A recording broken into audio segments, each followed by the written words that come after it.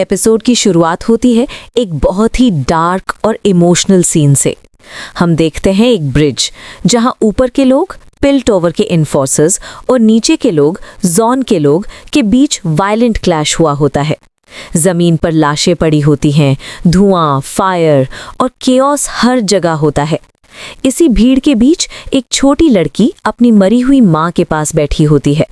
वो रो नहीं रही, बस शॉक में है।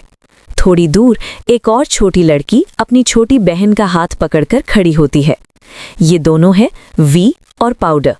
ये सीन ही बता देता है कि आर्केन सिर्फ एक फैंटेसी शो नहीं, ये ट्रॉमा, लॉस और सर्वाइवल की कहानी है। वैंडर का एंट्री, फादर फिगर।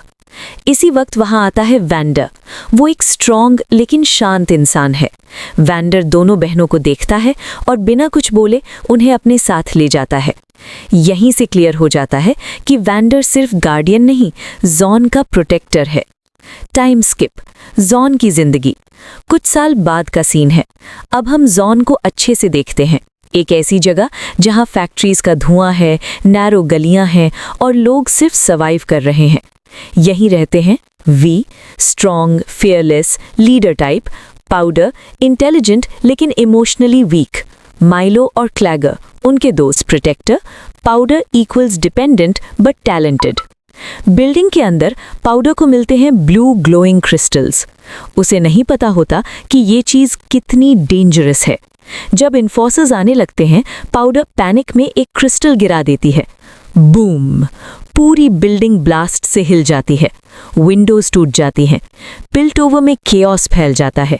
ये एक छोटी सी गलती थी, लेकिन यहीं से पूरी कहानी का डिजास्टर शुरू होता है। ब्लास्ट के बाद पिल्टोवर के इन्फोर्सर्स जोन को ब्लेम करते हैं। उनका मानना होता है कि नीचे वाले लोग हमेशा प्रॉब्लम क्रिएट करते हैं। वैंडर को बुलाया जाता है पिल्टोवर के शेरिफ ग्रेसन के पास। ग्रेसन वैंडर को वार्न करती है, अगर ये वायलेंस बढ़ा तो दोनों सिटीज जल जाएंगी। वैंडर समझ जाता है कि अगर सच सामने आया तो बच्चों की जिंदगी खतरे में आ जाएगी। इसलिए वैंडर सैक्रिफाइस करने का डिसीजन लेता है। जब वी जानती है कि ब्लास्ट पाउडर की वजह से हुआ तो वो गुस्से में आ जाती है। वो पाउडर को बोल देती है, तुम हमेशा सब बिगाड़ देती हो। ये बात पाउडर के दिल में गहरा जख्म छोड़ देती है। पाउडर ऑलरेडी इनसिक्योर है और अब उसे लगता है कि वो किसी काम की नहीं। यही मोमेंट आगे चलकर जिंक्स के जन्म का फाउंडेशन बनता है। एपिसोड के एंड की तरफ हमें मिलता है सिल्को। सिल्को एक शैडोई कैरेक्टर है जो जॉन को रेवोल्यूशन के थ्रू बदलना चाहता है। उसका मानना है पावर सिर्फ फियर से आती है। वो वैंडर से बिल्कुल ऑपोजिट है। वैंडर पीस चाहता है, सिल्को केओस। एपिसोड 1 यहीं एंड होता है।